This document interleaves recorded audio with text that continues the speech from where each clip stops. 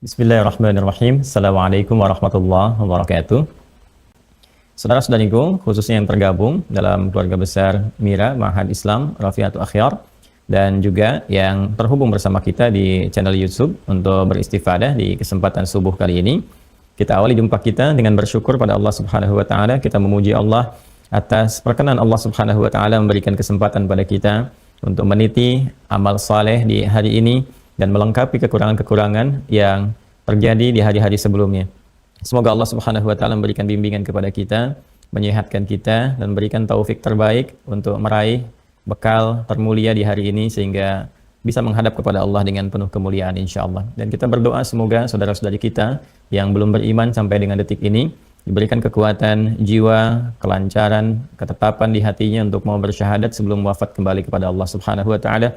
Dan semoga kita yang telah beriman diberikan kekuatan untuk istiqamah menjaga iman kita, menguatkannya di dalam jiwa kita, terpatri, terpraktikkan dalam anggota tubuh kita sehingga dapat kembali dengan menyenangkan kepada Allah Subhanahu wa taala dan dalam keadaan yang sangat menenangkan. Baiklah, untuk hari ini kita akan coba lanjutkan, dan ini menjadi bahasan yang terakhir, ya, bagian ketiga di topik yang pertama sebagai muqaddimah dalam pembahasan pokok akidah. Kita masih belajar tentang esensi beragama, pengertian akidah dan iman. Sekarang kita akan masuk melanjutkan pada sub yang ketiga dan kemudian akan mengaitkannya dengan sub bahasan yang keempat dan kelima. Jadi ada 5 pokok bahasan. Ya, seperti biasa sebelum kita mulai, saya ingin mengingatkan kembali teman-teman bisa fokus untuk tata tertib ya, karena kita walaupun tersambung dengan online pada kesempatan kali ini, tapi tetap untuk keberkahan pengetahuan sama-sama kita menjaga adab, saya pun demikian, sehingga keberkahan ilmu itu bisa mudah untuk didapatkan. Dan ini sudah standar para ulama. Jadi para ulama itu sebelum menuliskan esensi pengetahuan, gambaran-gambaran ilmu yang akan disampaikan, itu mendahulukan adab-adab terkait ilmu, karena dengan adab itu kemudahan pengetahuan mudah ditanamkan oleh Allah Subhanahu wa taala dalam jiwa kita, pemahaman mudah diberikan, dan petunjuk untuk mengamalkan pun cepat didapati. Itu semua yang menjadikan amal itu akan berkualitas. Jadi antara ilmu dengan amal itu terjadi sinergitas. Ya, dan deretan katanya pun berkesesuaian, jumlah hurufnya pada diksinya sama, cuman urutannya yang berbeda. Kalau ilmu kan alima, ya, ain, lam dengan mim. Ya, kalau amal kan amila, ain, mim dengan lam. Jadi kalau kita mendalami ilmu bahasa Arab, ya, di ilmu loghah, itu kita akan mempelajari salah satunya keterkaitan antara penempatan-penempatan huruf. Ada ulama besar di ilmu bahasa namanya Ibnu Jinni, ya, Ibnu Jinni itu punya kitab namanya Al-Khasa'is. Al-Khasa'is 3 jilid. Nah, itu beliau juga mengulas keterkaitan hubungan di antara penempatan huruf-huruf dalam satu diksi, satu kalimat. Misalnya kalau alima, ain, lam, mim kan itu hurufnya sama juga 3 dengan amila, ain, mim, lam. Ya, cuman tempatnya berbeda. Nah, ini keterkaitannya apa gitu. Dan menariknya dalam konsepsi syariat Islam antara ilmu dengan amal itu kan disambungkan, ada keterkaitan. Jadi ilmu tanpa amal juga ibarat pohon tanpa buah, ya kan? Amalan tanpa ilmu juga tersesat gitu ya. Ya, ibarat pohon tidak tumbuh gitu. Nah, ini harus ada korelasi antara pengetahuan yang mendukung amalan, dan dalam Islam setiap amalan itu dasar kekuatannya pengetahuan. Bahkan nanti dalam ilmu tauhid pun yaitu dasarnya pengetahuan, fikih pun dasarnya pengetahuan. Fa'lam annahu la ilaha illallah, mesti punya ilmu bahkan untuk menetapkan bahwa tiada Tuhan selain Allah supaya kokoh ya kekuatan tauhid dalam jiwa kita. Baik, karena itu kita masih dalam pembahasan di Mira ini teman-teman sekalian. Saya ingatkan di adab ya, saya baca cepat. Bagi para mahasanti yang mengikuti KBM, kegiatan belajar mengajar via Zoom, wajib mendaftar via admin berdasar password yang telah dimiliki saat pendaftaran Mira. Ini sudah teman-teman dipahami ya. Yang masih belum mengetahui, karena kita sudah buka kapasitas itu sampai 1000 ya, dari sekian banyak yang ingin mengikuti, pendaftar masih terbuka sangat luang nanti, karena ini masih di pokok pembahasan awal kita. Semua masih mudah untuk terbagikan ya, semua bisa mengakses. Nanti kalau sudah masuk ke inti-intinya yang sekiranya saya nggak bisa live terbuka misalnya dengan YouTube atau yang lain, atau terbatas di kalangan santri, nanti aksesnya bisa dilihat dalam password yang dibagikan oleh admin ya. Mohon izin untuk mengikuti dengan serius sesuai dengan adab dan menuntut ilmu ya. Mahasanti yang tidak mengikuti Zoom dapat mengakses video pembelajaran di web khusus Mira ya. Jadi yang tertinggal kemarin belum sempat mengikuti, supaya stepnya juga terukur, nanti mohon simak di web ya. Nanti di web itu bisa dilihat kembali, atau sekarang masih ada di YouTube, masih bisa disimak. Nanti setelah 5 pokok bahasan ini, insya Allah akan ada pertanyaan-pertanyaan, soal-soal untuk memantapkan pemahaman kita, sekaligus juga tangga penguji untuk step materi berikutnya. Karena itu yang telah mengikuti pembelajaran ini wajib ya mengikuti evaluasi materi dengan menjawab beragam pertanyaan terkait yang disajikan dalam web. Jadi nanti teman-teman setelah selesai 5 pembahasan, mungkin ini terakhir di pertemuan ini ya, kita selesai membahas 5 pokok pembahasan di subuh kali ini. Insya Allah teman-teman di malam harinya atau esok harinya akan mendapati evaluasi dulu terkait dengan materi, Anda jawab juga. Nanti pertemuannya dengan saya berlangsung live, kita akan tanya jawab. Saya cek kembali secara lisan, ya. Saya cek secara acak, kan Anda terhubung nanti lewat Zoom, kita bisa berinteraksi. Saya cek nanti kalau jawabannya ada yang kurang atau apa, saya tambahkan kembali. Kemudian kalau ada hal-hal terkait yang kita diskusikan, kita bisa diskusikan sehingga saat masuk ke step berikutnya, yang ini sudah dipahami dengan sempurna insya Allah. Ya. Baik, kita akan lanjutkan. Bismillahirrahmanirrahim. Masih dalam pembahasan di esensi beragama, pengertian akidah dan iman. Kenapa seseorang mesti beragama? Bagaimana dia bisa menguatkan konsep keberagamaannya di dalam jiwanya sampai dia kembali kepada penciptanya yaitu Allah Subhanahu wa taala. Di pertemuan awal sudah kita sampaikan bahwa saat manusia tercipta, anatomi kemanusiaannya memiliki 3 bagian penting, yaitu tubuhnya, jasmaninya secara fisik, kemudian aklaninya, akal, pikiran, kemudian yang ketiga adalah rohnya yang memberikan satu dorongan kehidupan, inti dari kehidupannya yang menggerakkan pikiran dan juga menggerakkan fisiknya. Nah, ketiga-tiganya secara singkat membutuhkan nutrisi, ya butuh makanannya, ada menunya sendiri. Seperti jasmani juga punya menu makannya untuk menyehatkan, menguatkan untuk beraktivitas. Akal juga punya menunya dari menu-menu ragam pengetahuan untuk menguatkan dan menajamkan cara berpikir sehingga memberikan perintah kepada fisik untuk mengeksekusi dengan baik dan benar. Dan roh, inti dari segala pergerakan, baik dari akal ataupun dengan tubuh kita, juga memiliki nutrisinya tersendiri, menunya tersendiri, untuk bisa memberikan support kepada akal dan fisik untuk bergerak sesuai dengan ketetapan yang telah dibuat dan ditetapkan oleh Allah Subhanahu wa taala. Nah, roh ini paling penting karena sumbernya langsung dari Allah Subhanahu wa taala, milik Allah Subhanahu wa taala, karena itu Allah yang menyediakan kebutuhan-kebutuhannya. Secara singkat, kebutuhan roh inilah yang semuanya disediakan dalam agama, dalam ad-din, dalam konsepsi atau frame keagamaan, yang dengan itu bisa mendekatkan setiap manusia dengan 3 perangkat tadi kepada Sang Pencipta, dengan Allah Subhanahu wa taala. Karena itu disebut dengan din. Din, ya, sesuatu di antara maknanya yang sesuatu yang bila kita kerjakan dengan baik, ya, kemudian kita gunakan sebagai pedoman kehidupan, mampu mendekatkan kita dengan Sang Pencipta, dengan Allah Subhanahu wa taala, sekaligus meninggalkan kita dari kerendahan-kerendahan hidup dan memudahkan aktivitas kehidupan kita di dunia. Jadi ada kaitan tuh dari kata dana, yadnu dunuwan, ada dunia, ada din. Jadi secara singkat, kalau ingin selamat hidup di dunia, maka mesti memegang ad-din. Ad-din ini yang akan memberikan pedoman kehidupan kepada roh yang menggerakkan akal, pikiran kita dan fisik kita untuk beraktivitas. Kemudian untuk menguji, setelah kita memahami bahwa setiap manusia itu butuh agama, maka kita harus bisa menetapkan agama yang benar. Ya, seperti Anda mau makan kan harus menetapkan makanan yang benar supaya dikonsumsi dengan baik, menyehatkan tubuh, menguatkan untuk beraktivitas. Pun demikian, dari sekian banyak mungkin Anda dapati tawaran dari agama A, B, C atau D, maka mesti kita uji, mesti kita lihat mana yang kira-kira menjadi dasar kebutuhan roh kita dengan benar dan dasar kehidupan kita yang benar. Karena itulah kemudian mesti ada standar-standar uji, ya, yang objektif, yang rasional, yang bisa memberikan pemahaman dan penguatan kepada kita untuk menetapkan satu agama yang kita bisa bawa pulang menghadap kepada Sang Pencipta yang hakiki. Nah, di antara dasar untuk pengujian itu, guna menentukan teman-teman sekalian kebenaran satu agama, ya, maka setidaknya ada 3 konsepsi dasar yang sudah kita pelajari kemarin. Satu di antara 3 ini, yaitu untuk menentukan kebenaran satu agama, disebut dengan agama tentu harus punya konsep ketuhanannya, ya, yaitu ilahiyat atau teologi gitu kan. Secara singkatnya, tidak mungkin ada agama kecuali pasti ada konsepsi ketuhanannya, ada yang dipertuhankan di sana, ya. Gak mungkin orang beragama nggak ada Tuhannya, pasti memiliki Tuhan gitu kan. Nah, jadi bagaimana konsep ketuhanannya untuk menentukan kebenaran satu agama itu? Kemarin sudah kita simpulkan, sudah kita bahas dengan panjang lebar. Maka teman-teman yang baru bergabung, silahkan direview yang materi kita di pertemuan kemarin.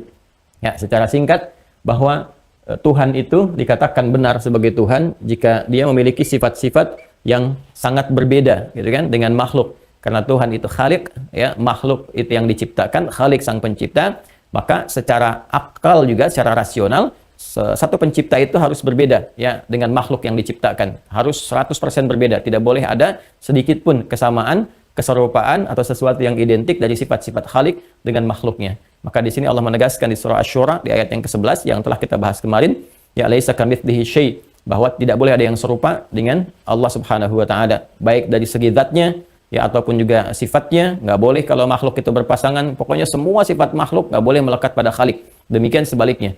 Jadi kalau makhluk itu berpasangan, maka Tuhan mesti tunggal. Kalau makhluk itu lemah, maka Tuhan mesti kuat. Kalau makhluk itu bersyarikat, maka Tuhan mesti mandiri. Demikian seterusnya. Ya, karena itulah kemudian Allah kemudian menetapkan dalam satu surah yang kemarin telah kita bahas bahwa harus dilepaskan, ditanggalkan, dimurnikan, dibersihkan dari semua sifat-sifat yang tidak sesuai dengannya, terutama sifat-sifat makhluk. Maka membersihkan segala hal yang tidak sesuai dengan sifat ketuhanan, memurnikan Tuhan saja, tidak terikat dengan sifat-sifat yang lain yang tidak layak dengannya, maka secara singkat disebut dengan Al-Ikhlas. Turunlah kemudian surah ke-112. Teman-teman lihat urutan yang kemarin ya, ini hanya sinopsis saja yang saya sampaikan. Ya, kemudian turun surah ke-112 Al-Ikhlas untuk menetapkan sifat-sifat dasar yang terkait dengan aspek ilahiyat atau teologisnya. Qul, katakan Muhammad sallallahu alaihi wasallam, huwa, ya Tuhan yang selalu dipertanyakan oleh orang-orang pada saat itu, kemudian disoal dan sebagainya. Allah, dialah Allah Subhanahu wa taala. Ya, namanya juga terukur, jelas, beda dengan nama-nama makhluk seperti saya uraikan kemarin. Ahad, dia punya sifat tunggal, beda dengan makhluk yang berpasangan. As-Samad, ya, Allahus Samad, dan Allah itulah yang bisa menjadi tempat bersimpuh, tempat bergantung, ya tujuan kita untuk memohon dan sebagainya. Karena tunggal itu lebih mudah untuk memfokuskannya. Lam yalid wa lam yulad, tidak beranak dan tidak diperanakan. Wa lam yakul lahu kufuwan ahad, dan tidak ada syarikat untuk bergantung, menambah kekuatan bagi aspek ketuhanannya. Maka jika ada yang dipertuhankan dengan sifat-sifat yang disebutkan tadi, teman-teman sekalian, sifat lawan dari apa yang disebutkan di Al-Ikhlas, misalnya tadi bukan ahad berarti bukan Tuhan. Sederhananya begitu. Ya, dan penjelasannya kan sudah kita uraikan panjang lebar kemarin. Kalau ada yang dipertuhankan bukan ahad, bukan tunggal, maka bukan Tuhan. Kan konsepsi dasarnya demikian. Secara rasional ya. Dan itu argumentatif, sangat objektif, walaupun pilihan kan masing-masing. Kita hanya belajar disiplin pengetahuan. Kemudian Allahus Samad, ya, tempat untuk bergantung, logikanya kemarin sudah disampaikan. Lam yalid wa lam yulad, tidak beranak, tidak diperanakan. Jadi kalau ada misalnya Tuhan berpasangan, berketurunan, atau yang dilahirkan dari aspek satu keturunan, ya, maka ini pun menyalahi sifat-sifat ketuhanan. Walam yakul lahu kufuwan ahad, tidak berserikat. Jadi kalau ada dipertuhankan berserikat, banyak, saling melengkapi, ini pun jadi persoalan ya dalam konsepsi teologis. Maka kemarin telah kita tetapkan, telah kita bahas. Nah, sekarang konsekuensi dari menuhankan satu Tuhan, kan? Yang kemarin telah kita bahas, yaitu Allah Subhanahu wa taala. Nah, ini ya, teman-teman sekalian. Namanya khusus, spesifik, dan gak bisa disamai oleh siapapun atau bahkan oleh apapun gitu ya, karena ini ada fitrah ketuhanan melekat di dalamnya. Nah, disinilah ketika Allah sudah menjelaskan secara terang benderang tentang konsep ketuhanan, baik melalui dalil nakli ya, di tekstual itu disampaikan dalam firman Allah dengan ayatnya. Kan Allah yang menetapkan, Allahu la ilaha illa huwal hayyul qayyum, itu kan. Dialah Allah Subhanahu wa taala, tidak ada Tuhan selain Dia, itu kan, yang maha hidup, yang maha memelihara, menegakkan segala hal dan sebagainya. Cuman kan kalau kita sampaikan begitu saja kepada orang yang belum beriman terutama, kan akan bertanya, kenapa saya harus menuhankan Allah? Yang lain juga statementnya sama, gitu kan? Ini yang dipertuhankan Tuhan A, Tuhan B, Tuhan C, dan sebagainya. Bagaimana kita bisa menguji? Nah, makanya secara objektif, Al-Quran memberikan ya satu parameter ujian. Silahkan uji dari sini, analisis standar-standar ini yang kemarin telah kita bahas itu. Ya, kalau kita bisa dapati dari ini semuanya dan kita memahaminya, kita bisa menetapkan Tuhan yang benar. Kalau mendeklar ini Tuhan, mungkin semua mengatakan ini Tuhan juga, ini Tuhan juga. Dan bahasa itu sebetulnya itu sudah lama, dari sejak 15 abad yang lalu. Ya, orang kafir Quraisy juga, mereka mengatakan demikian. Kalau kamu punya Tuhan Muhammad yang kau sebut Rabb, Tuhan yang merawat, memberikan kebutuhan, kami juga punya Tuhan. Namanya Lata, namanya Manat, namanya Uzza, namanya Hubal, dan sebagainya. Tuhan kamu siapa? Ya kan? Maka Allah selain memperkenalkan namanya, ya, untuk mendekatkan diri kita dengannya, juga memberikan standar sifat ketuhanan yang bisa diuji oleh akal kita. Jadi kalau nanti ada yang bertanya, kenapa Anda menetapkan Allah sebagai Tuhan? Saya juga punya Tuhan. Tuhan saya misalnya namanya A, B, C, dan sebagainya. Oh, kalau begitu, kalau sama-sama punya nama Tuhan, kita uji aja dengan standar ketuhanan. Ya kan? Nah, ini cara berargumentasinya teman-teman sekalian ya. Jadi kalau kita sudah memahami itu semua, untuk menetapkan Allah sebagai Tuhan itu, kita punya dasar pengetahuan yang kuat. Ini konsepsinya. Ini yang dimaksudkan dengan Quran, surah ke-47, Muhammad SAW, ayat ke-19. Ya. Fa'lam annahu la ilaha illallah, kan? Fa'lam. Ya, fa'lam. Nah, ini kalimat ini yang saya coba garis bawahi. Ya. Fa'lam. Maka bergegaslah untuk mendapati pengetahuan, ya. Kalau bahasa singkatnya maka ketahuilah, kan? Kan i'lam itu dari kata alima. Alima ya'lamu, ya, fi'il amarnya i'lam. Alima itu mengetahui. Ya, alima ya'lamu akan mengetahui. Itu kan? I'lam, ketahuilah. Ketahui itu kan artinya harus tahu, harus punya dasar pengetahuan. Maka kalau kita sambungkan di sini, ya, menggunakan fa-nya ini, ya, ini apa, konjungsi harfu atfin rabitin baina syai'aini bila hudud, gitu kan? Huruf yang mengikat dua peristiwa dengan cepat. Jadi peristiwa pertama kita ingin menetapkan Allah sebagai Tuhan, peristiwa kedua harus punya dasar pengetahuan untuk menetapkan itu supaya kuat ketetapan kita. Nah, antara pengetahuan yang kita harus dapati dengan menetapkan itu sebagai Tuhan, ya Allah sebagai Tuhan, itu keduanya bersanding dengan kuat dan secara cepat pengetahuan itu mesti didapati. Jadi jangan sampai lisan kita bersyahadat, gitu kan? Ya, alhamdulillah, bersyahadat syahadu an la ilaha illallah, syahadat pertama mutlak, bagus, sudah beriman kita. Ya, tapi rapuh keimanan kita karena nggak didasari dengan dasar keilmuan yang kuat. Akhirnya dikasih mie instan misalnya, pindah. Dikasih kalimat surga, angin surga dengan kata-kata cinta, pindah, gitu kan, dan sebagainya. Ya, dikasih sarung tertentu misalnya, pindah. Dikasih makanan tertentu, pindah. Kenapa? Karena ini pondasi keberimanannya, nah, pondasi syahadatnya ini tidak kuat karena nggak didasari dasar pengetahuan. Maka dari sini, ini bisa diuji konsepsi ketuhanan ini dengan pengetahuan. Apa dasar ujiannya? Yang kemarin telah kita bahas. Ya, standar-standar ujiannya bagaimana satu zat ditetapkan sebagai Tuhan. Ini urutan-urutan untuk pengujinya. Fa'lam annahu la ilaha illallah. Kalau sudah kita ketahui, maka bagian pertama dalam beragama, konsepsi beragama itu bisa terpenuhi, yaitu aspek ketuhanan. Ya, itu yang kita sebutkan dengan ad-din kemarin, ya, dari 3 klasifikasinya, 1 sudah dapat, 1/3 sudah kuat. Ya, dan menariknya, ini kan ketika Allah tetapkan di Quran surah ke-3 ayat 19 juga. Ya. Inna dina 'indallahil Islam. Ya, sungguh din yang ditetapkan di sisi Allah Subhanahu wa taala adalah Islam. Ya, kenapa Islam? Salah satu aspeknya untuk menguji aspek kebenaran agama atau din keislaman itu dengan benar, aspek ketuhanannya terpenuhi, gitu ya. Ya, aspek ketuhanannya terpenuhi secara teologis, ini terpenuhi, jelas, gamblang, mudah untuk dipahami, tidak ambigu. Ya, jadi kalau kemarin saya katakan di sisi ini silahkan Anda kemudian bandingkan, ya, dengan konsepsi teologi atau aspek terkait ketuhanan di keyakinan-keyakinan yang lain untuk bahan pembelajaran dan penguatan misalnya. Silahkan Anda bandingkan. Maka kita akan temukan tidak ada yang membingungkan, segalanya berjalan dengan jelas, terang benderang, bahkan mudah untuk dipahami konsep ketuhanan dalam Islam. Hanya dalam Islam Anda temukan jelas sekali. Tuhan ini Allah, jelas. Bahkan Allah mengatakan setelah kita bahas semuanya ini, ya, kita terangkan kemarin, langsung ditegaskan di Quran surah ke-20 Thaha ayat ke-14. Sangat terang, jelas, ya, pede kalimatnya, innani anallah, kan? Ini Allah sendiri yang mengatakan innani anallah. Kemudian la ilaha illa ana.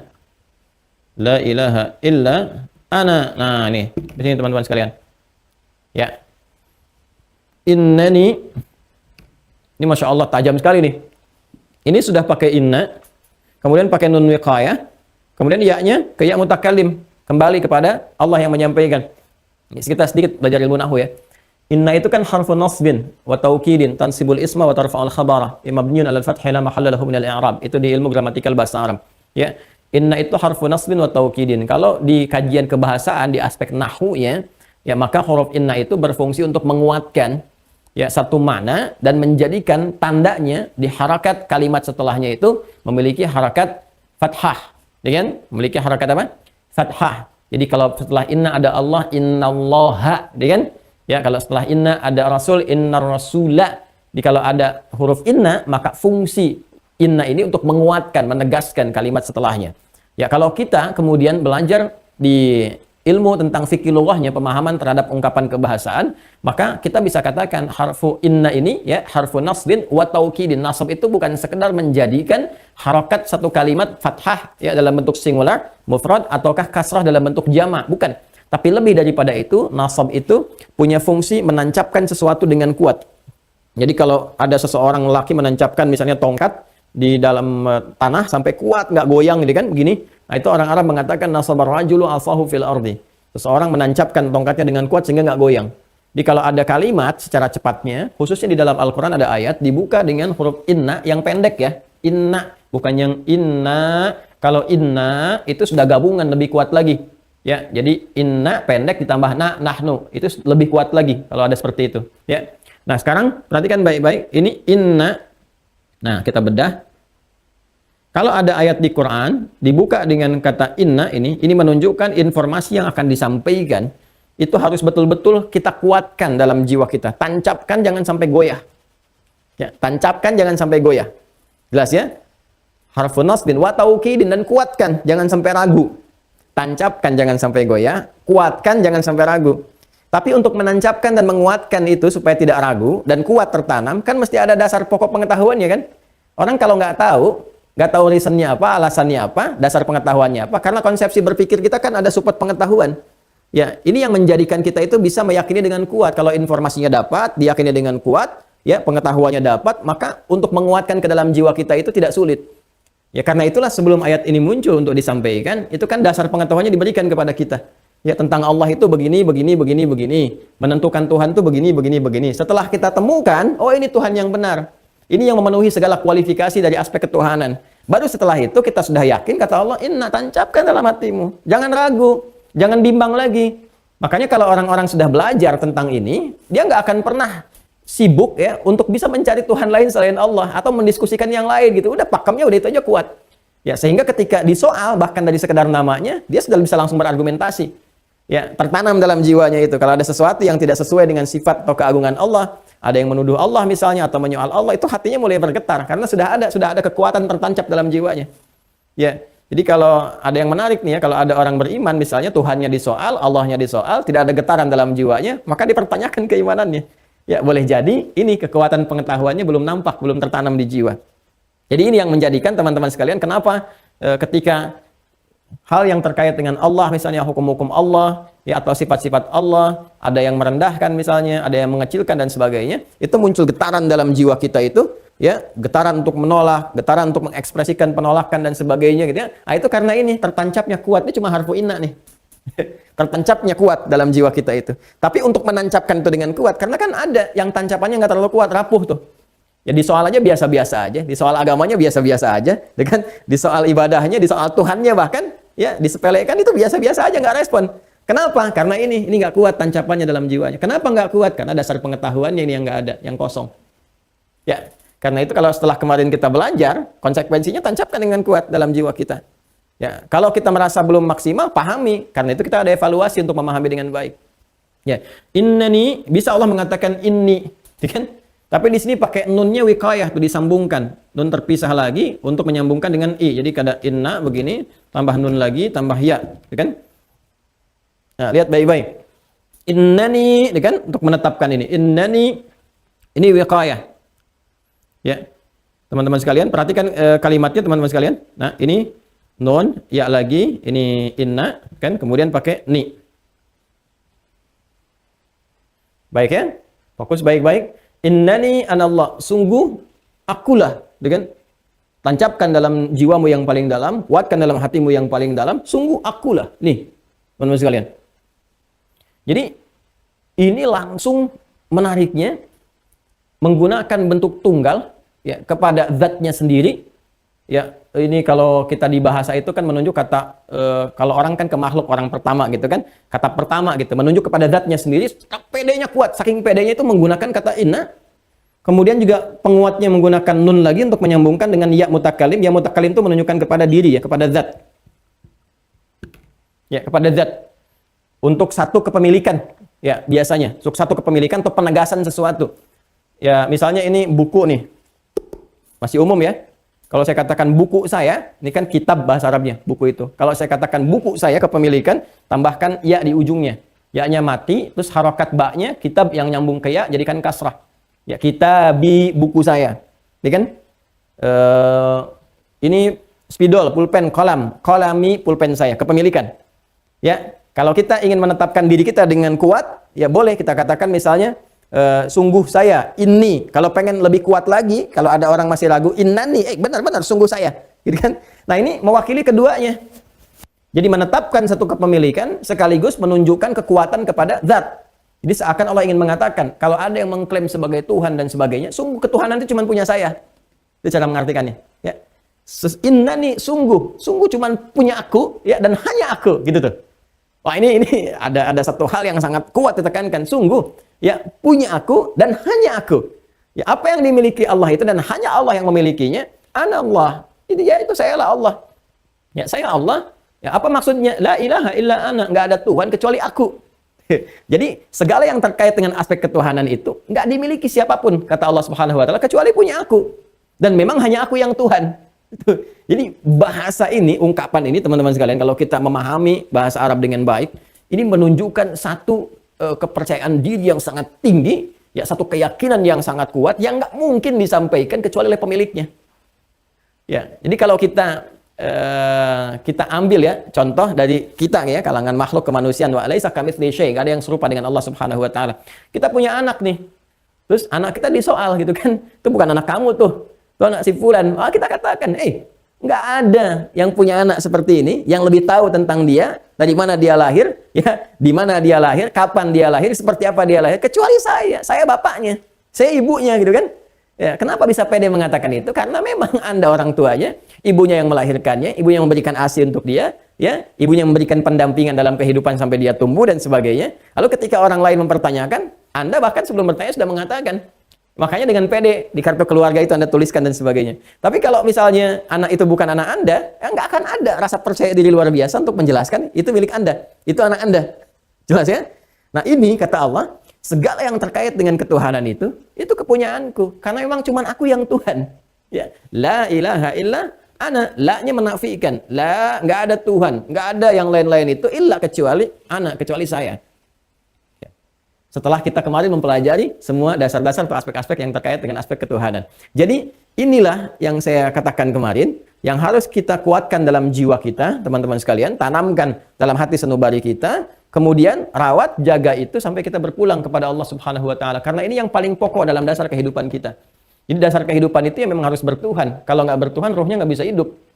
Ya, nggak tenang dan sebagainya. Maka roh akan mencari nanti. Roh akan mencari karena beragama itu bagian dari dasar pokok kehidupan manusia. Hak pertama yang dimiliki oleh manusia untuk beraktivitas adalah hak kehidupan. Dan kehidupan itu nggak mungkin berjalan dengan baik kecuali tidak terpenuhinya aspek ketuhanan dalam dirinya, yaitu aspek keberagamaan. Maka ini ya. Nah, konsekuensi setelah kita menetapkan ada Tuhan, ada Allah, ya kan, yang kita pertuhankan, maka konsekuensi setelah itu apa? Konsekuensinya kita harus membuktikan diri bahwa ini Tuhan, ya kan? Dan kita makhluk, kita hamba. Dengan kita hamba. Apa implementasi kita setelah kita mengatakan berkomitmen bahwa ini Tuhan? Implementasi dari komitmen itu dan pembuktian dari menuhankan itu seperti apa bentuknya, wujudnya. Ya, maka tiada yang lain kecuali aspek penyembahan, ya, kecuali aspek peribadatan. Karena itulah dalam konteks keberagamaan mesti ada konsepsi ibadah yang benar ini sebagai perwujudan dari menuhankan satu Tuhan. Kan? Kalau dalam konteks ini, ketika kita menuhankan Allah, pembuktian yang membuktikan bahwa Allah itu Tuhan, buktinya apa? Ya, mesti kita tampakkan kan? Maka bukti dari penampakan itu adalah kita menyembah yang kita pertuhankan itu. Kita beribadah kepadanya. Karena itulah menariknya dalam Al-Quran, ini langsung setelah Allah mengatakan di Quran surah ke-20, ayat ke-14, Innani anallahu la ilaha illa ana, teruskan ayatnya, fa'budni. Fa'budni. Ya, fa'budni. Maka sembahlah aku, ibadahlah kepadaku. Ibadahlah. Tuh, ni kepadaku, kepada Allah sini. Masya Allah ya. Ibadah itu dari kata bahasa Arab ini, dari kata abada yang abudu. Ya. Ya, kan? Abada yang budu. Ya. Abdan wa ibadatan. Ibadah itu masdarnya. Ya, kata keterangannya, sifatnya dari kata abada, ibadah, gini kan? Orangnya disebut dengan abid. Yang disembahnya disebut dengan ma'bud, ya, ma'bud, ma'budul haq. Kita menyembah, kita katakan na'budu, ya kan? Maka kalau kita sudah menetapkan Tuhan, ya Allah kita tetapkan. Apa yang membuktikan ketetapan kita? Apa yang membuktikan komitmen kita untuk menetapkan ini sebagai Tuhan? Ya, Allah sebagai Tuhan. Maka harus kita buktikan pembuktiannya lewat apa? Ibadah.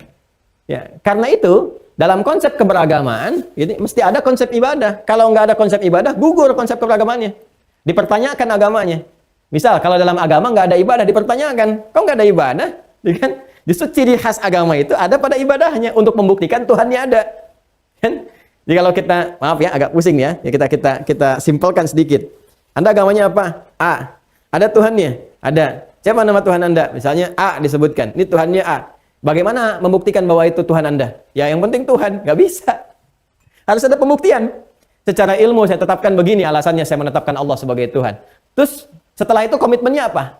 Setelah itu saya menyembahnya. Ya, ketika saya tetapkan sebagai Tuhan, maka pembuktiannya saya menyembahnya. Ya, ada ibadah yang saya lakukan. Nah, untuk itulah dalam setiap konsep beragama pasti ada ritual yang terkait dengan konsepsi ibadah. Untuk apa? Untuk membuktikan aspek ketuhanannya. Ini terkait berkelindan. Dan dahsyatnya di Al-Quran, ini sangat berkesesuaian antara konsep teologi dengan konsep ibadah. Konsep ilahiyat, ketuhanan, konsep ibadah disatukan di satu ayat. Perhatikan ayatnya, Innani anallahu la ilaha illa ana fa'budni. Tancapkan dengan kuat dalam jiwamu, sungguh akulah Allah, nggak ada Tuhan ya selain aku, kata Allah. Maka kalau engkau sudah bisa menuhankan aku, sudah tahu tentang aku, ya sudah menetapkan aku dalam jiwamu dengan kekuatan yang dahsyat, tancapkan jangan sampai goyah. Maka untuk membuktikan dan berkomitmen untuk menuhankan aku itu dengan syahadatmu, kalau dalam bahasa kita, ya maka buktikan semua itu dengan ibadah kepadaku. Fa'budni. Ya, perangkai kan? Jadi, Masya Allah, di satu ayat ini kita menemukan konsepsi keberagamaan yang saling sinergi, saling terangkai satu dengan yang lainnya. Makanya saya sering katakan untuk menguji, coba deh. Ya, misalnya Anda cari gitu kan, googling, untuk bisa dilihat ya, di konsepsi-konsepsi yang ada. Coba cek, saya penuh keyakinan nggak akan Anda temukan satu kalimat yang sangat tegas, jelas, lugas seperti ini, kecuali di Al-Quran. Ya, silakan Anda cek. Di referensi-referensi lain misalnya, atau kitab-kitab yang disucikan, cek, ada nggak kalimat yang menetapkan langsung disebutkan namanya, nama Tuhannya. Ya, misalnya nama Tuhannya A disebutkan. Ya, sungguh akulah A, akulah Tuhan. Gak ada Tuhan selain aku, sembah aku. Ada nggak? Ya, demi Allah saya katakan, ini sependek dan mungkin sepanjang pencarian saya sampai usia saya sekarang dan mengoleksi buku-buku ya termasuk yang disucikan itu, saya lihat, saya cari, nggak saya temukan kecuali di Al-Quran. Kecuali di Al-Quran yang tegas mengatakan saya Allah, ya, saya Tuhan, semua sifat ketuhanan punyaku karena akulah Tuhan. Karena itulah buktikan ya engkau sebagai hamba dengan menyembahku untuk menetapkan aku sebagai Tuhan. Ini. Nah sekarang, karena Tuhannya sudah meminta kita untuk menyembahnya lewat ibadah, ya kan? Maka mesti ada konsepsi ibadah yang jelas dari agama itu. Ya kan? Seperti apa konsep ibadahnya? Kan kita balik bertanya. Kita kan diperintah untuk ibadah, ya kan? Maka kita harus bertanya kepada Tuhan kan? Ya Allah, tunjukkan kepadaku bagaimana cara aku beribadah kepadamu. Ya kan? Bagaimana cara aku menyembahmu? Jadi jangan sampai begini, kita menetapkan Tuhan, kan Tuhannya A, tapi kita sendiri yang buat cara-cara ibadahnya. Itu jadi aneh. Kan? Ya kalau kita ingin menetapkan satu Tuhan kan, maka kita bertanya, konsekuensinya saya menyembah Tuhan. Lalu saya bertanya, bagaimana cara menyembahmu ya Allah? Ya Tuhan, karena hanya Tuhan yang tahu caranya disembah. Nggak mungkin kita asal melakukan satu ritual, ya satu sesembahan, sementara Tuhannya nggak pernah mengajarkan kepada kita cara menyembahnya seperti itu. Jelas ya? Nah, maka agama yang benar itu harus mengajarkan kepada kita ya satu konsepsi ibadah yang jelas yang menjadikan dengan cara ibadah itu terhubung kita dengan Tuhan yang benar, ya Tuhan yang hak, yang dengan itu juga membuktikan kebenaran satu agama yang dianut.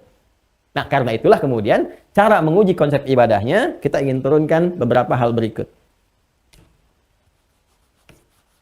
Ya, Masya Allah. Mudah-mudahan nggak pusing ya. Insya Allah bisa dipahami ya. Nanti dalam evaluasi kita akan tajamkan lagi. Nanti kita tanya jawab insya Allah. Wah ini luar biasa nih. Nanti besok kita cari yang panjang aja mas ya. Yang panjang gitu. Jadi kalau nulis ada sebagian masih space-nya banyak. Bismillah. Tenang teman-teman. Antum tinggal lihat, fokus, catat, tuliskan. Dan selesai. Biarkan saya yang terangkan, saya yang hapus. Kita cari perangkat insya Allah besok. Ya. Lihat sini. Bagaimana bisa menguji konsep satu ibadah dalam agama dan menentukan kebenarannya. Satu, konsepsi ibadah ini karena terkait erat dengan aspek ketuhanan, ya kan? Saya ulangi, konsepsi ibadah ini karena terkait erat dengan aspek ketuhanan, seperti yang tadi telah diuraikan, maka cara atau tata cara beribadah ini semua mesti bersumber dari Tuhan. Allah yang telah kita tetapkan. Ya, ini sudah jelas ya, tadi saya uraikan. Karena kita sudah menetapkan Allah sebagai Tuhan, Allah juga sudah menjelaskan secara objektif, kemudian membandingkan dengan klaim-klaim yang ada, lalu menetapkan dengan sangat lugas dan tegas, saya adalah Allah, ya, tanamkan dalam jiwamu, nggak ada Tuhan selain saya, sembah saya. Kita balik bertanya, bagaimana cara menyembahmu ya Allah? Gitu kan? Karena itulah ketika konsep ilahiyat ada dalam konteks keagamaan, ibadah juga ada dalam konteks keagamaan, maka secara rasional bisa kita tanyakan, ya, secara rasional bisa kita ungkapkan bahwa konsep ibadah itu mesti bersumber dari Tuhan, dari Allah langsung, karena Dia yang memerintahkan kita ibadah untuk membuktikan bahwa Dia sebagai Tuhan. Jadi sangat tidak tepat kalau misalnya ada Tuhannya ditetapkan A, tapi cara ibadahnya nggak bersumber dari A ini, ya, tapi dibuat-buat oleh B sebagai makhluk misalnya. Ya, caranya begini, caranya begitu, begitu dicek, Tuhannya tidak mengatakan demikian.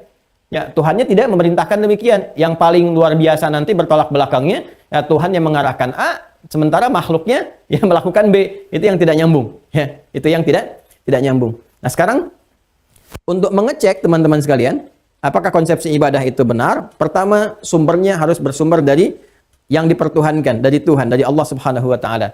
Maka melacaknya dari mana? Ya, dari firman-Nya. Ya, di pertemuan awal sudah kita sampaikan untuk membedakan kalau manusia dikatakan berkata, Nabi Rasul dikatakan bersabda, ya, maka Tuhan, Allah di sini ya kita katakan dengan diksi berfirman. Ya, kumpulan firman-firmannya yang disampaikan sebagai wahyu, ya, kepada para rasul. Nah, itu yang disebut dengan ayat.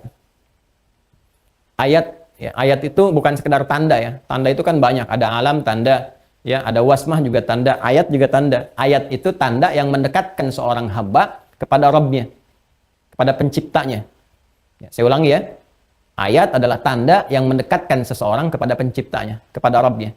Kenapa seluruh firman-firman Allah yang berupa wahyu yang disampaikan pada para rasul itu disebut dengan ayat? Karena setiap kali kita berinteraksi dengan ayat itu, keadaan kita menjadi lebih dekat dengan Allah, Sang Pencipta. Nah, bagi umat Islam, ayat-ayat ini terhimpun di dalam Al-Quran. Secara cepat, ya. Ayat-ayat ini terhimpun dalam kitab-kitab itu yang menghimpun, ya, sesuatu dengan terukur, tanpa cacat, tanpa celah, ya, dalam kitab disebut dengan Al-Quran. Ya, jelas ya, saya ulang. Ayat-ayat ini terhimpun dalam kitab, jadi kitab itu sesuatu yang menghimpun secara sempurna, tanpa adanya celah, ya, disebut dengan Al-Quran. Dalil tentang kitabnya jelas, Al-Baqarah ayat 2, Dzalikal kitabu la raiba fi.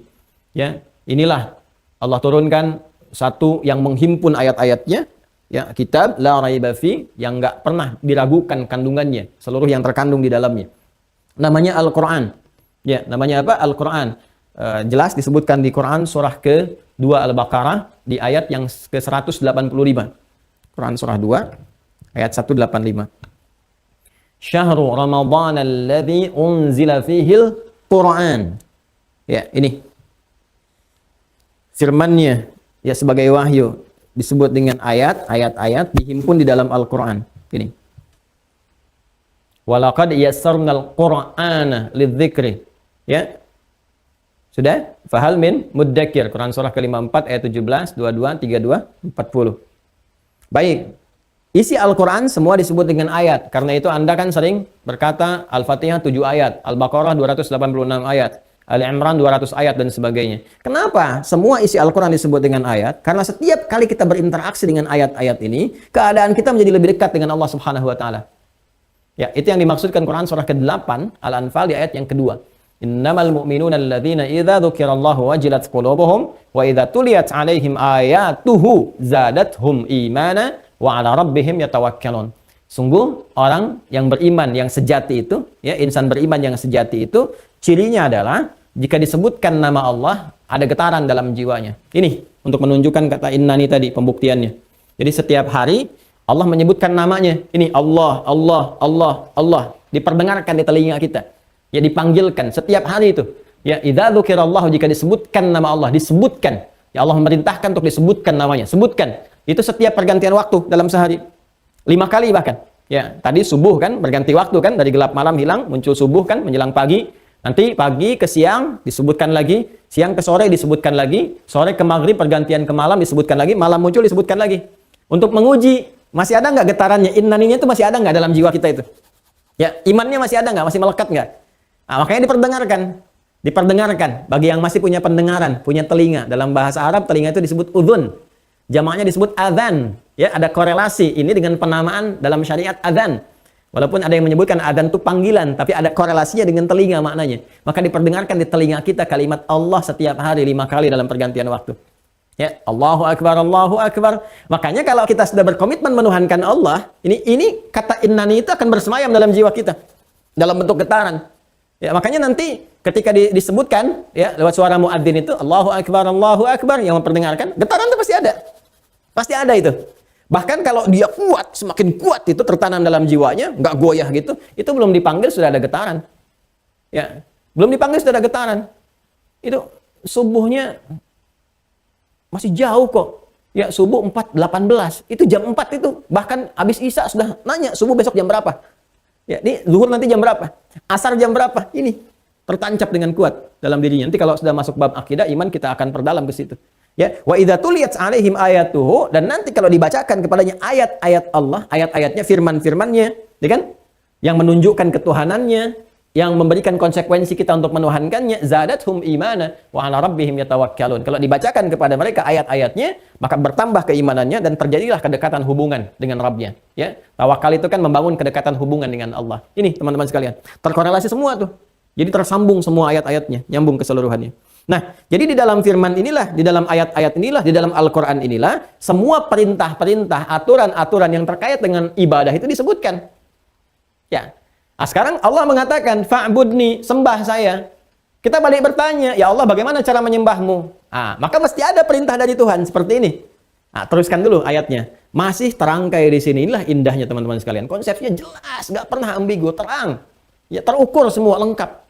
Ini konsep pertama jelas, kedua jelas, disusul yang kedua ini gimana caranya masih diterangkan. Quran surah ke-20 lanjut ayat ke-14. Masih teruskan. Innani anallahu la ilaha illa ana fa'budni. Sembah aku. Kita masih tanya, gimana cara menyembahmu ya Allah? Wa aqimis salata lidzikri. Wa aqimis salat. Wa aqimis salat lidzikri. Masya Allah. Salat. Tunaikan salat kata Allah. Ya, nih wa aqimis salata lidzikri. Cara menyembahku lakukan lewat salat. Tuh, Masya Allah. Ini salat itu sudah bahasa syariat. Nyambung semua tuh. Ini konsepsinya ketika disebutkan ini aku Tuhan. Kalau sudah tahu, yakin aku Tuhan, ini gambarannya, sembah aku. Terus tanya kita bagaimana cara menyembahnya ya Allah, masih dijelaskan juga, ini caranya begini. Jadi semua terukur. Mulai dari menetapkan aspek ketuhanan, memerintahkan untuk beribadah, untuk membuktikan aspek ketuhanan tadi, dan ditunjukkan cara beribadahnya bagaimana, tunaikan sholat. Masya Allah. Ya, karena itu perintah-perintah sholat itu muncul dalam Al-Quran. Ya, sebagai aspek penunjuk kepada keyakinan yang menguatkan keyakinan kita dan menetapkan ini sebagai Tuhan, Allah sebagai Tuhan. Ya, sesuatu yang yakin tanpa ragu telah ditetapkan dalam jiwa kita, dalam hati kita yang paling dalam, ya, menetapkan, menancapkan dengan kuat sehingga yakin tanpa ragu. Itu bahasa Arabnya disebut iman namanya. Dari kata amana yu'minu. Amana yu'minu imanan. Ini iman, yakin tanpa ragu. Tancapkan dengan kuat. Jadi kalau kita sudah yakin menetapkan Allah sebagai Tuhan, walaupun tak nampak dalam pandangan kita, tapi semua sifat, segalanya, kualifikasinya terkait erat, menetapkan semua kepada Allah ya sebagai Tuhan, yakin kita, ya tertancap dalam tubuh kita, maka konsekuensi dari keyakinan itu harus menyembahnya. Bagaimana menyembahnya? Lewat salat. Dan indahnya di Al-Baqarah di ayat 3 itu dirangkai ke semuanya ini. Alladzina yu'minuna bil ghaib. Yaitu orang-orang yang setelah mereka meyakini, menetapkan dalam jiwanya tanpa ragu dengan kuat, walaupun tak nampak dalam pandangannya untuk menetapkan Rabbnya Allah sebagai Tuhan, ya, dia meyakini dengan semua hal, aspek keilmuan dan sebagainya. Wa yuqimunas shalah, dan dia buktikan keyakinan kepada Rabbnya itu dengan menyembahnya lewat salat. Ada bentuk perintah di ayat ke-43, wa aqimus shalah wa atuz zakah. Ya, dan seterusnya. Dan dahsyatnya, lalu kemudian diberikan bimbingan. Kita kan bertanya lagi, ya Allah engkau perintahkan aku untuk sholat, gimana caranya? Karena tata cara ini sudah masuk ke aspek detil, ya harus ada contoh yang dilihat, kan? Harus ada hal yang terkait dengan aspek kehidupan kita, teramati, nampak dengan kita, bergaul dengan kita, maka nggak mungkin Tuhan langsung turun dengan sendirinya, ya, menyampaikan, mengajarkan dia, karena dimensinya berbeda, terlalu tinggi, terlalu agung, ya, untuk bisa bergaul bersama makhluk dalam konteks kehidupan makhluk secara fisikal, ya, terlalu agung sifat dan keadaannya. dimensinya terlalu jauh. Maka Allah mengutus dan menetapkan utusan. Ya, utusan dalam bahasa Arab disebut dengan rasul namanya. Untuk mengajarkan kepada kita detailnya apa sehingga terasa nyaman kalau hadir di sekitaran kita, terlihat, nampak, bergaul, mengajarkan dan sebagainya. Karena sifat-sifat Allah itu berbeda jauh dengan kita, dimensinya jauh gitu kan? Ya, nggak akan terhubung kita secara langsung, bahkan di kehidupan dunia ini kalau menatap saja keagungannya, ya nggak punya kekuatan kita untuk menatapnya, maka demi kemudahan kita menunaikannya diutus Rasul. Ya, di setiap generasi, di setiap masa. Ya, untuk umat terakhir secara singkat Nabi Muhammad SAW. Ya, nabi-nabi sebelumnya juga sudah ada di umat-umat sebelumnya. Ya, sebelumnya ada Nabi Isa alaihissalam naik ke atas terus sampai Musa, sampai Ibrahim, sampai Nuh dan banyak sekali kita dapati diutus untuk mengajarkan. Untuk mengajarkan. Ya, makanya kita temukan dalam pengajaran para nabi dan rasul itu semua yang berisi perintah Allah, mereka membawa pesan, wahyu yang disampaikan kepada kita. Aqimis salat liduluki syamsi ila ghasaqil lail, kan? Kemudian aqimus salat, tunaikan salat dan sebagainya. Kita bertanya, ya Allah, bagaimana cara menunaikannya? Diutus seorang rasul mengajarkan kepada kita. Begini caranya, diatur. Ya, silahkan Anda cek teman-teman sekalian. Dan silahkan Anda bandingkan. Di mana Anda temukan konsepsi ibadah yang terukur jelas seperti ini sampai dengan ke cara-caranya? Hanya di Islam. Setelah menetapkan Tuhan, berkomitmen untuk menuhankannya, lalu membuktikannya dengan ibadah, bertanya gimana caranya, disebutkan langsung caranya. Nih, dengan sholat. Anda masih bertanya bagaimana cara sholatnya, ya Allah, diturunkan Rasul untuk menjelaskan. Ya, dipilih, ditetapkan Rasul menjelaskan. Dan detailnya subhanallah, Masya Allah teman-teman sekalian. Dari mulai tata cara awalnya, cara membersihkan dirinya, turun firman. Nih, Quran surah ke-5, Al-Maidah ayat yang ke-6.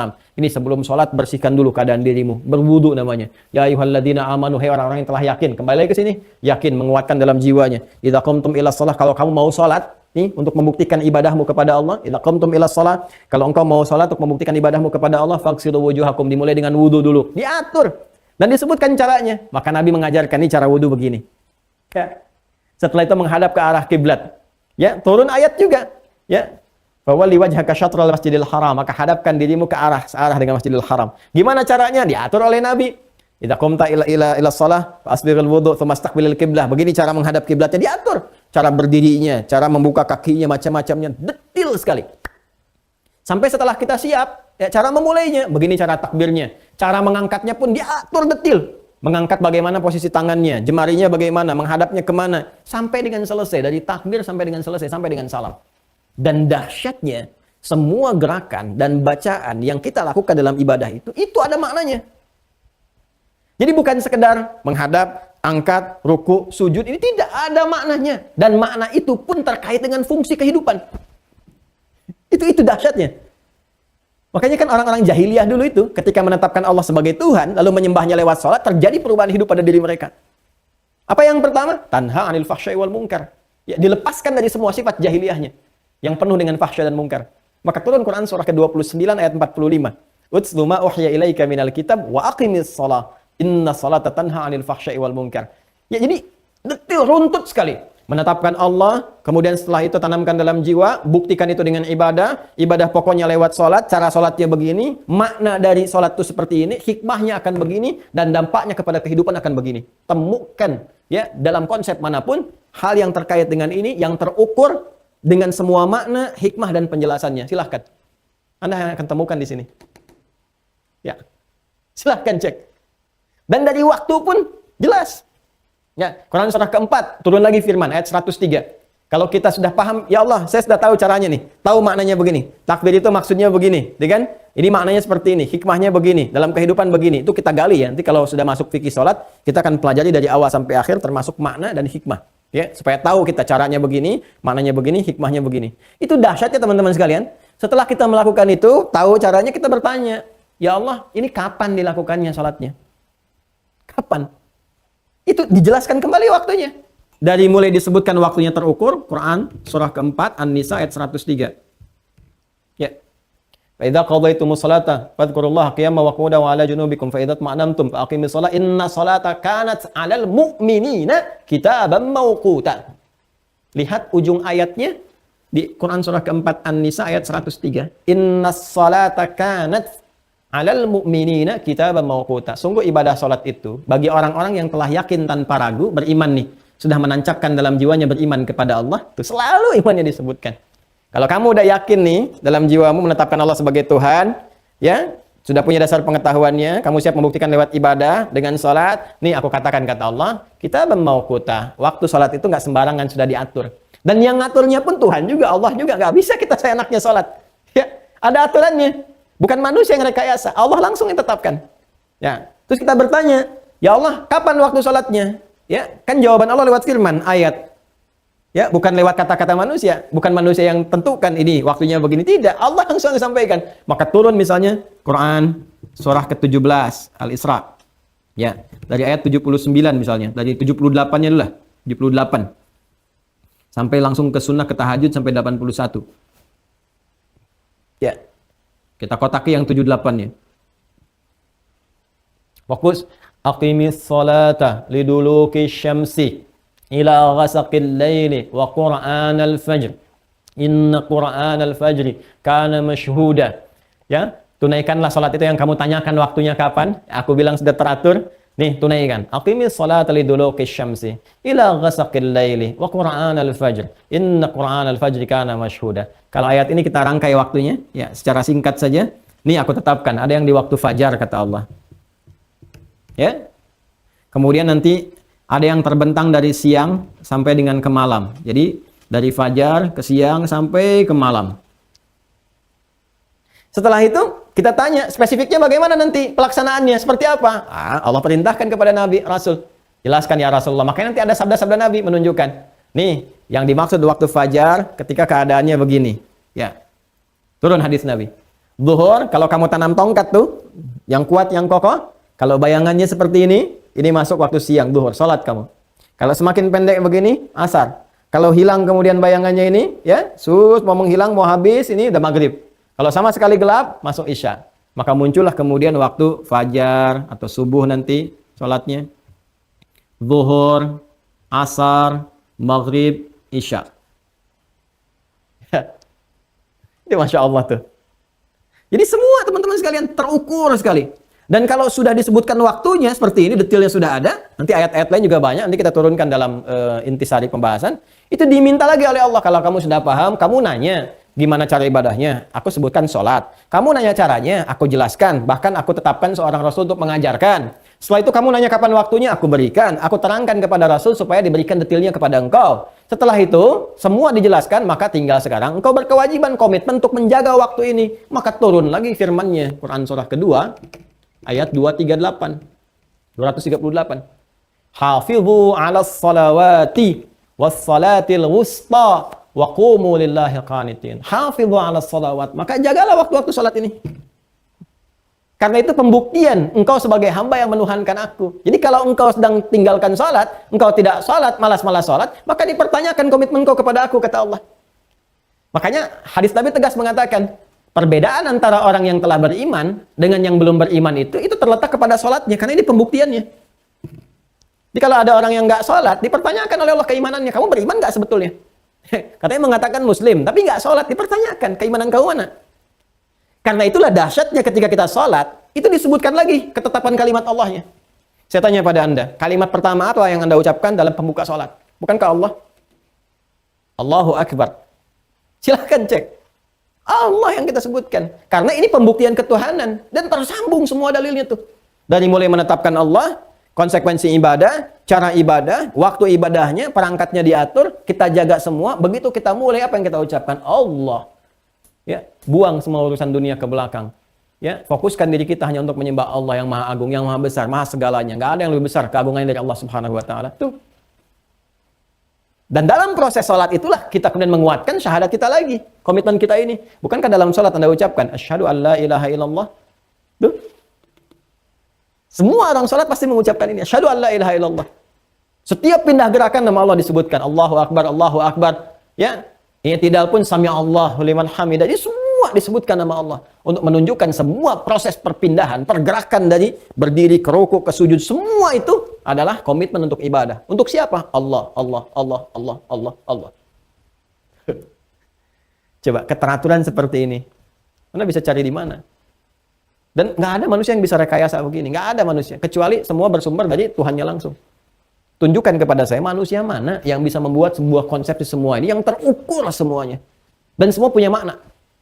Punya arti, bukan gerakan biasa. Punya makna, punya hikmah, dan berdampak langsung dalam kehidupan. Dan bisa merubah perilaku. Mustahil. Mustahil ini bisa ada kecuali dari pemilik kita semua, pencipta kita semua. Nah, ini yang menunjukkan bahwa ada kebenaran dalam agama itu.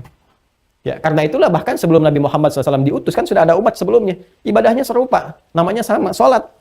Dalam penyembahan ini. Kalau nggak percaya silakan Anda cek. Nabi Musa sholat. Ya, Quran surah 20 di ayat yang ke-14 ini kan ke Nabi Musa.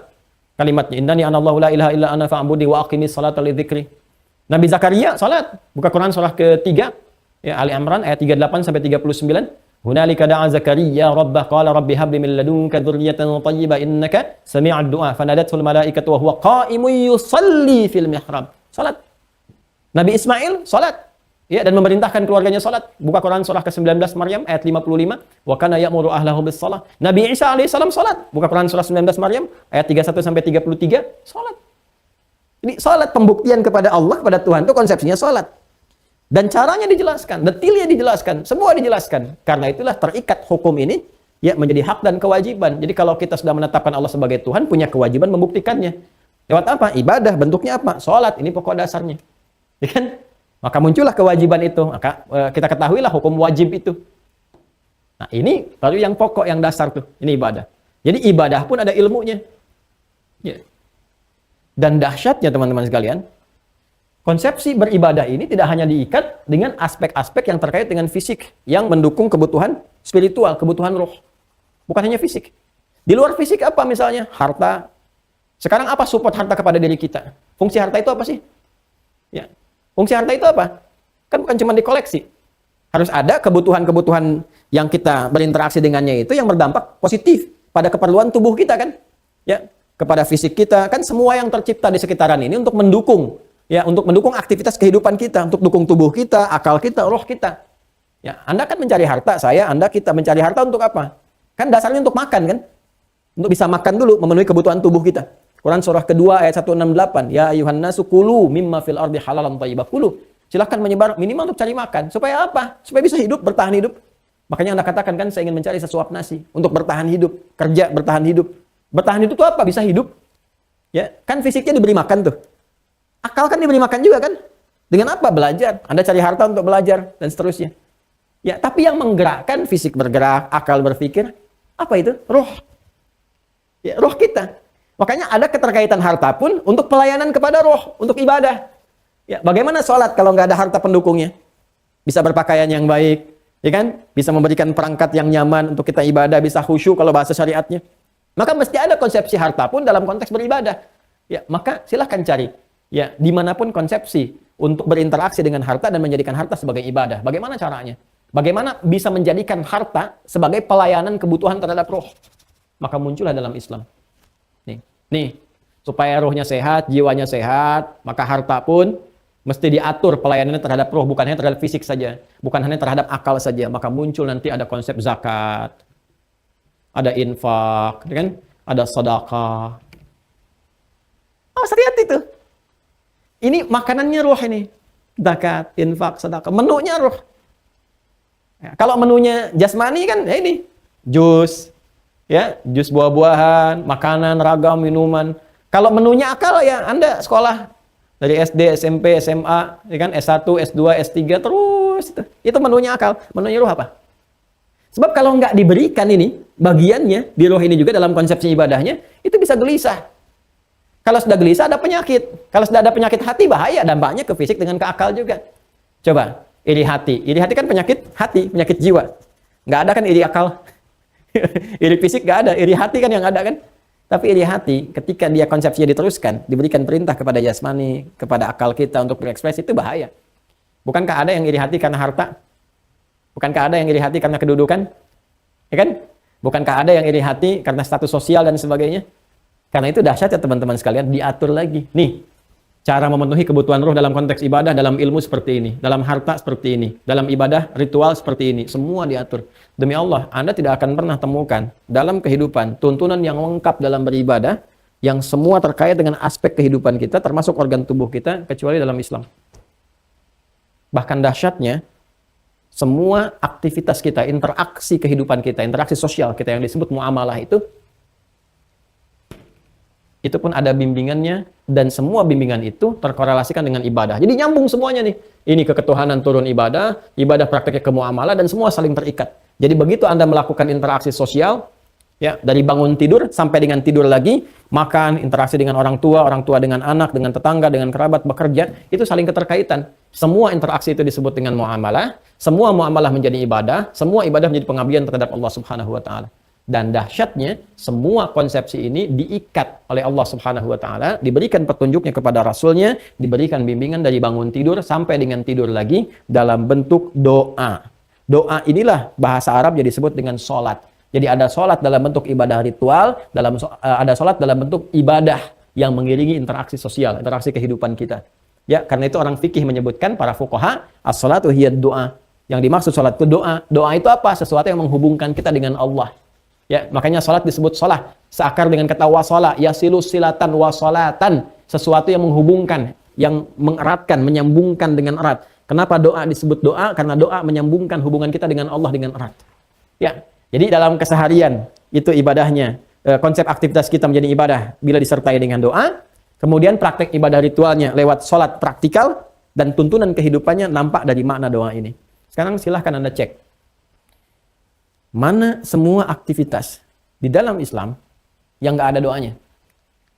Atau dibalik pertanyaannya, ya, mana konsepsi beragama? Temukan satu agama di muka bumi ini pun yang menampilkan sinergitas dan korelasi, keterkaitan semua aspek ini dalam saat yang bersamaan.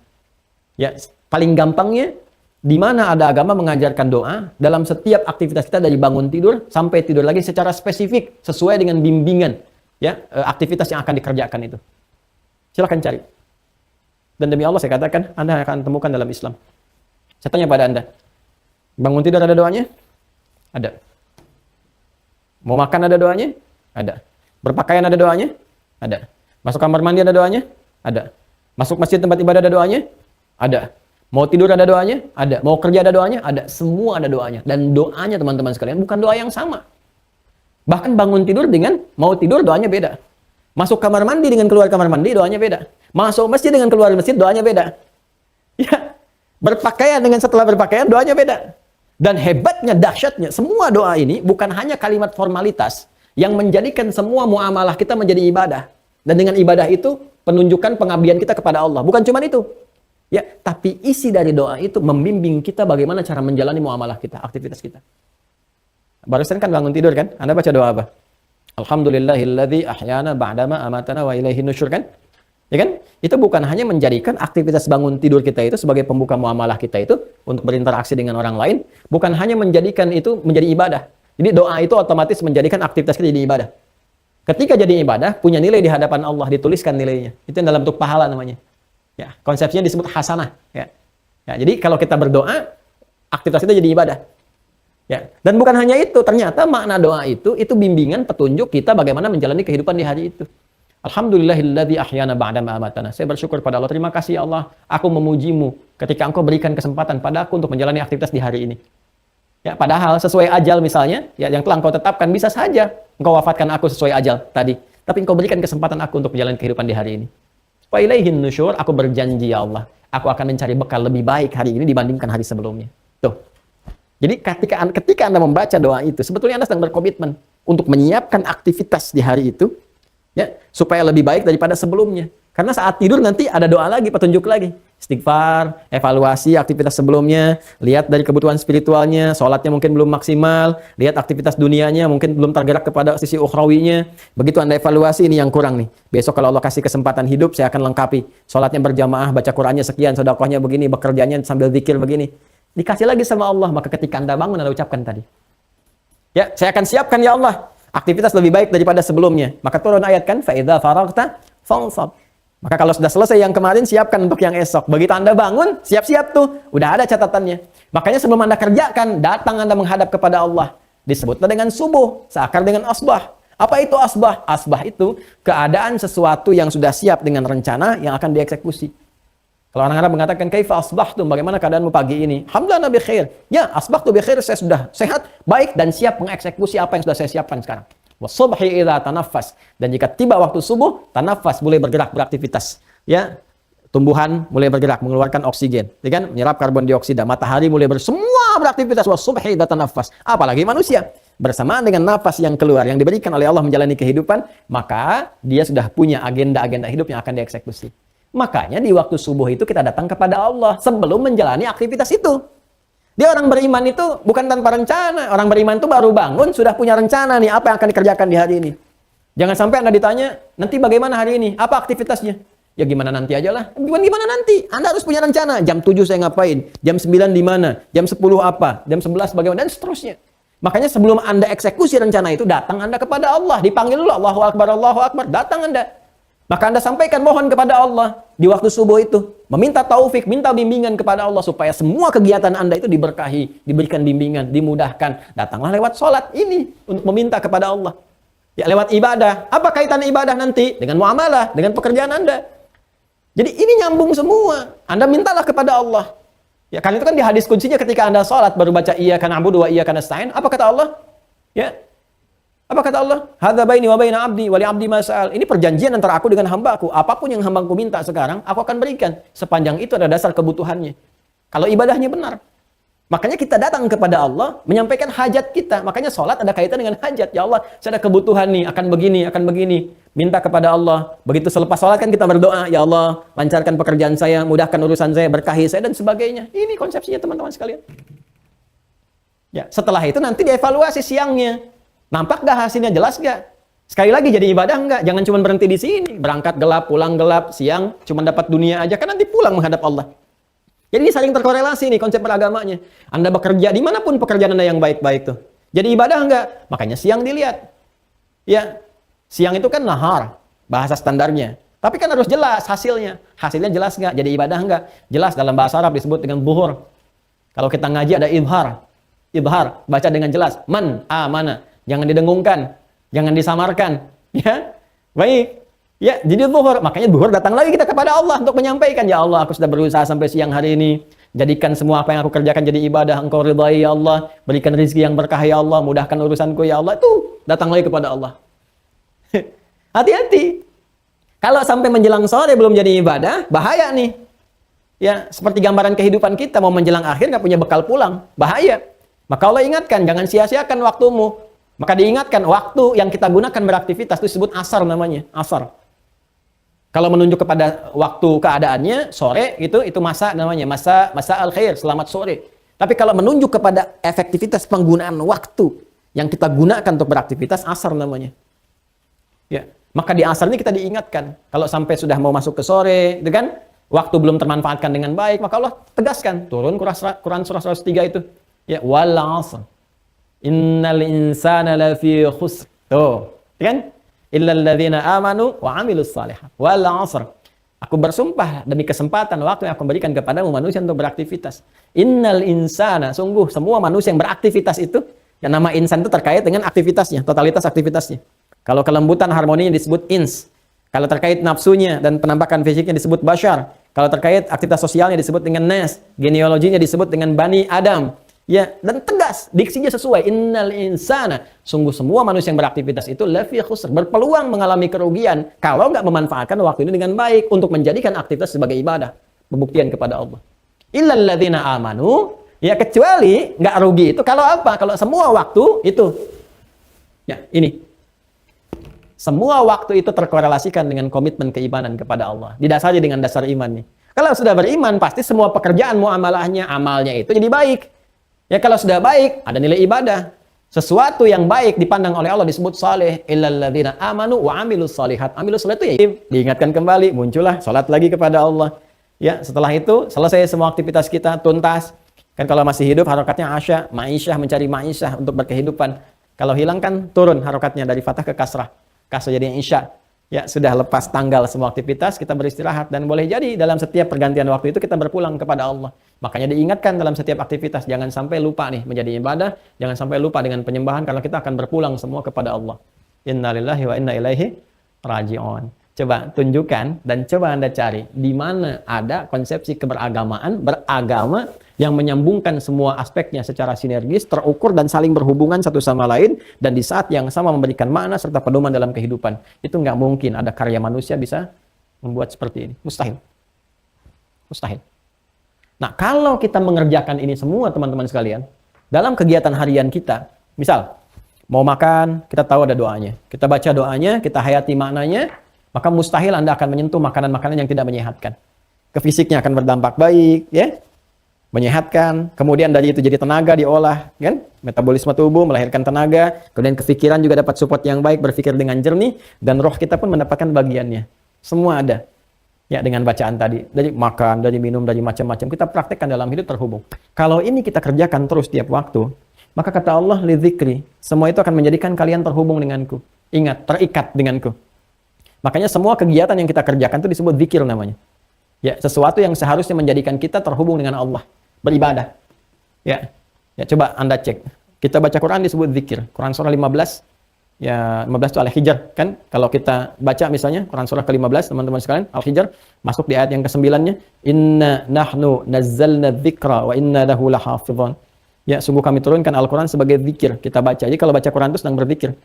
Kalau terus kita bacakan sambil menghafal, itu bahkan naik 4 kali nilainya, lebih mulia dari sekedar baca, lebih tinggi. Quran surah 54, ya Al-Qamar ayat 17, ayat 22, ayat 32, ayat 40. Walaqad yassarnal Qur'ana lidzikr, fahal min muddakir. Anda salat ini zikir. Quran surah ke-20 ayat ke-14, wa aqimis salata lidzikri. Anda berdoa gini, zikir. Quran surah ke-7, ya Al-A'raf teman-teman sekalian. Kalau Anda baca Quran surah ke-7 ayat 205, ya jelas Anda berzikir. Ya, wadhkur rabbaka fi nafsika tadarruan wa khifatan wa duna jahri minal qaul. Dan berdoalah, zikirlah. Doa disebut zikir. Setelah salat Anda berzikir, ya baca subhanallah, alhamdulillah, Allahu akbar, ya Quran surah ke-4 ayat 103, ya fa idza qadaitumus salata fadhkurullah. Dan lebih daripada itu, semua aktivitas kita itu seharusnya kata Allah menjadi zikir. Maka turunlah Quran surah ketiga Ali Imran ayat 190 itu sampai 191. Inna fi khalqis samawati wal ardi wa ikhtilafil laili wan nahar la ayatin, ayat yang telah kita bahas, liulil albab. Siapa mereka? Alladzina yadhkurunallaha qiyaman wa qu'udan wa 'ala junubihim. Jadi sebetulnya semua aktivitas kita itu harusnya menjadi zikir. Makan kita zikir, minum kita zikir, berpakaian kita zikir, bekerja kita zikir. Maksudnya apa? Maksudnya semua kegiatan kita itu mampu mengingatkan kita dengan Allah, menghubungkan kita dengan Allah. Jadi ibadah. Ya, jadi ibadah. Dan itu pembuktian ya ketuhanan Allah Subhanahu wa taala sekaligus penghambaan kita kepada Allah. Nah, kalau kita terus terhubung, maka hubungan itu akan melahirkan sebuah simpul yang kuat menjadi ikatan. Ikatan kuat, yang sangat kuat, yang sulit dilepaskan. Sesuatu yang kuat, yang sulit dilepaskan, terjaga betul kita, ya bahkan sampai kehidupan kita berakhir pun terikat dengan kuat, itu bahasa Arabnya disebut dengan akidah. Dari kata akada, sesuatu yang terikat dengan kuat. Disebut dengan akidah. Ya kan? Maka akidah disebut dengan akidah untuk memberikan gambaran satu ikatan Rabbani yang kuat, yang tertanam dalam jiwa kita, yang menghubungkan semua aktivitas kita sebagai ibadah kepada Allah Subhanahu tanpa ragu, sholat tanpa ragu, baca Quran tanpa ragu, bekerja tanpa ragu, menjadikan itu sebagai ibadah, itu disebut iman namanya. Jelas ya? Nah, jadi kalau kita bicara tentang iman, itu terkait dengan keyakinannya tanpa ragu untuk mengerjakan semua konsepsi dalam beragama ini. Ikatannya yang menghubungkan semua aktivitas kita dengan Tuhan, dengan Allah disebut dengan akidah namanya. Paham sampai sini? Maka beragama itu harus berakidah. Ya, artinya apa? Beragama itu memang harus mengikat diri kita dengan kuat. Harus punya ikatan yang kuat, gak boleh lepas. Ya kan? Beragama itu mesti yakin tanpa ragu, mesti iman. Maka pemeluk agama yang baik itu ya harus disebut orang yang beriman. Ya, orang yang beriman itu ya mukmin namanya. Ya, mukmin itu orang beriman, yakin tanpa ragu, yang punya akidah, hubungan yang kuat dalam kehidupannya. Jelas? Karena itulah di Al-Qur'an seringkali kita dipanggil dengan ya ayyuhalladzina amanu. Ya ayyuhalladzina amanu. Hei orang-orang yang telah beriman, kamu harus yakin tanpa ragu menjalankan agama kamu dan seterusnya. Diikat kuat. Ikatan ini jangan sampai lepas. Bawa sampai wafat. Jadikan semua aktivitas kita itu sebagai ketundukan ibadah. Ya, ketundukan kepada Allah yang kita tuhankan. Ya, ketundukan ini kan konsepnya ibadah. Kepatuhan kita. Patuh, tunduk, itu disebut Islam namanya. Orangnya disebut Muslim. Ya, jadi Allah minta kepada kita, hei orang yang telah yakin tanpa ragu, kamu jaga ikatan ini. Patuh dan tunduklah kepada Rabbmu, kepada Allah yang kau pertuhankan itu. Dengan menjadikan semua aktivitasmu sebagai ibadah kepada Allah. Jaga keyakinan itu sampai wafat. Semua yang disampaikan ini disimpulkan dalam satu firman saja di Quran surah ketiga Ali Imran ayat 102. Dan ini yang sering dibukakan oleh Nabi dalam khutbah Jumat beliau setiap pekan mengingatkan, atau dalam kesempatan ta'lim, bahkan oleh para ustadz juga suka dibacakan kembali sebelum ta'lim. Ya ayyuhalladzina amanu. Hei orang-orang yang telah mengikat dirimu dengan iman tanpa ragu. Ya, telah memantapkan iman dalam jiwamu. Ittaqullaha haqqa tuqatih. Ya, ayo tingkatkan takwamu kepada Allah, bangun hubunganmu dengan Allah untuk menuhankan Allah. Ya, menepati komitmenmu terhadap Allah dengan cara yang benar. Wala tamutunna illa wa antum muslimun. Dan jangan sampai engkau wafat kecuali engkau tunduk patuh pada ketentuan Allah dan terikat terhubung mempertahankan ikatan itu sampai wafat. Tuh. Paham ya, teman-teman sekalian? Nah, jadi hidup kita itu kalau kita bawa semua aktivitas untuk ibadah. Turun lagi Quran surah 51 Adz-Dzariyat ayat 56. Wa ma khalaqtul jinna wal insa illa liya'budun. Tidaklah aku ciptakan jin dan manusia kecuali semua konsepsi aktivitasnya kehidupannya untuk ibadah. Ya, ibadah itu untuk siapa? Semua tujuannya kembali ke Allah. Turun Quran surah 98 Al-Bayyinah ayat 5. Wa ma umiru illa liya'budullaha mukhlishina lahuddin. Dan tidak diperintahkan mereka beraktivitas untuk ibadah itu kecuali tujuannya hanya tersambung kepada Allah. Itu semua ada. Nah, konsepsi ini yang saling terhubung, saling mengikat, saling memberikan makna, saling memberikan petunjuk, saling memberikan pedoman dalam hidup, ditemukan di mana? Di Islam. Tuh. Di Islam. Karena itulah teman-teman sekalian, Allah tegas mengatakan, ya semua manusia pasti akan mencari petunjuk, mencari konsep beragama yang benar. Maka Allah terangkan semuanya ini. Tuhan yang sesungguhnya menerangkan kepada kita supaya kita nggak salah jalan. Ya, tapi dalam begitu pun tetap sangat objektif. Terserah ini, setelah ini ya terserah kalian. Silahkan pilih berdasarkan keyakinan kalian, tapi semua punya konsekuensi ketika pulang kepadaku, kata Allah. Ya kan? Lakum dinukum waliyadin. Ya, setiap kalian silahkan punya pilihan kalian berdasarkan keyakinan kalian, tapi aku telah terangkan, berikan petunjuk, ya kan? La ikraha fid din, enggak ada paksaan, cuman masing-masing membawa konsekuensi sebagai keadilan Allah Subhanahu wa taala. Ya kan? Karena itulah Allah tegas menyampaikan di Quran surah ke-3 Ali Imran ayat 83. Ya. Afa ghaira dinillahi yabghun? Ya. Apakah mereka masih mencari agama, din selain yang ditetapkan oleh Allah Subhanahu wa taala? Maksudnya begini, aku telah terangkan kepada kalian begini, sangat detil, sangat terukur, tersambung dengan terkorelasi dengan kuat, tersinergi, sangat jelas uraiannya, nggak ada ambigu, terang, lugas dan sebagainya. Apa engkau masih mencari yang lain dari apa yang telah aku terangkan? Ya, walahu aslama man fis samawati wal ard tau'an wa karhan wa ilaihi yurja'un. Sedangkan yang di langit dan di bumi pun, ya itu sudah menundukkan patuh dirinya berislam kepada Allah. Ya, sudah patuh tunduk kepada Allah. Dan mereka menyadari semua akan berpulang kepada Allah Subhanahu wa taala. Ya, setelah itu ketika Allah bertanya, setelah aku jelaskan semua ini, apa masih mencari yang lain selain aku yang telah aku terangkan? Terus Anda bertanya, ya Allah, kalau begitu, apa namanya dari semua ini yang kau terangkan itu? Din apa yang benar menurut apa yang telah kau terangkan itu? Maka ditegaskan di Quran surah ketiga ayat 19 tadi yang saya sebutkan nih, sudah saya bocorkan di awal. Innad dina, dari semua keterangan telah aku sampaikan, aku tanyakan apa kalian akan mencari selain agama yang telah aku tetapkan ini. Namanya apa ya Allah? Innad dina, din yang telah aku tetapkan indallahi di sisi Allah, al-Islam, yaitu Islam ini. Terus bagaimana ya Allah kalau ada yang mencari selain Islam? Itu pilihan masing-masing. Lakum dinukum waliyadin. La ikraha fidin, gak dipaksa. Tapi muncullah Quran surah ketiga nanti kemudian. Ayat 85. Wa may yabtaghi ghairal islami dina falan yuqbala minhu wa huwa fil akhirati minal khasirin. Ya, masing-masing punya pilihan. Jadi indah tuh. Allah pun Masya Allah memberikan kepada kita sebuah ajaran. Jadi umat Islam tuh tidak boleh memaksa orang lain, misalnya dipaksa dengan cara yang halus apalagi kasar. Sedang ada musibah misalnya longsor, banjir, macam-macam, tiba-tiba gempa, kita datang ke situ, orang butuh obat, nih baca syahadat dulu nih. Kalau nggak baca syahadat nggak dikasih obatnya, nggak boleh, dosa. Dosa, bahkan dalam Islam dosa. Atau sengaja bikin obat pilnya namanya pil syahadat. Jadi di syahadat itu ada tulisan asyhadu alla ilaha illallah. Begitu diminum langsung masuk Islam misalnya. Enggak, ada yang salah itu, nggak boleh. Ya, kasih aja dakwah, tampakkan nilai keislaman yang baik. Begitu orang tanya, kita jelaskan. Itulah dakwah. Inilah ikraha fiddin, tapi semua punya konsekuensi. Ya, Anda mau milih A, B, C, masing-masing bertoleransi dalam pilihan, kan? Tapi kita meyakini kebenaran yang kita anut. Ini Islam yang benar. Ya kan? Tapi kita bertoleransi dengan pilihan orang lain, jangan diganggu. Ya, orang lain silahkan konsepsi mau ibadah, mau apa, itu pilihan masing-masing. Tapi kita juga bisa menjelaskan. Ketika ditanya kita jelaskan, kita sampaikan dan sebagainya. Dan secara objektif, ini loh pandangannya secara rasional begini. Kalau orang tanya Islam bagaimana, nih kita jelaskan. Nih Islam seperti ini, seperti ini, seperti ini. Selanjutnya, terserah Anda. Silahkan gitu kan, itu masing-masing wilayah masing-masing. Tapi kita saling menghormati.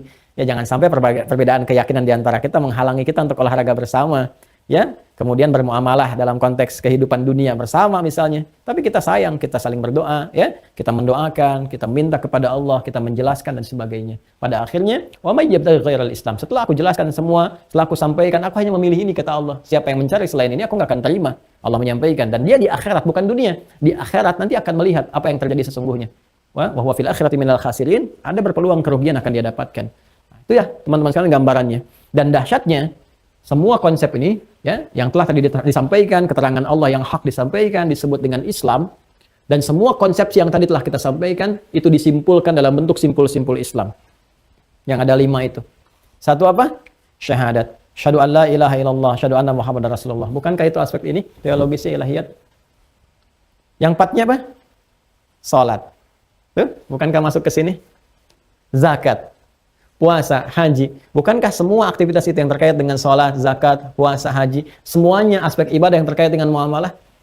Coba setelah sholat, kita kan berjamaah tuh. Dalam sholat kan kita berjamaah.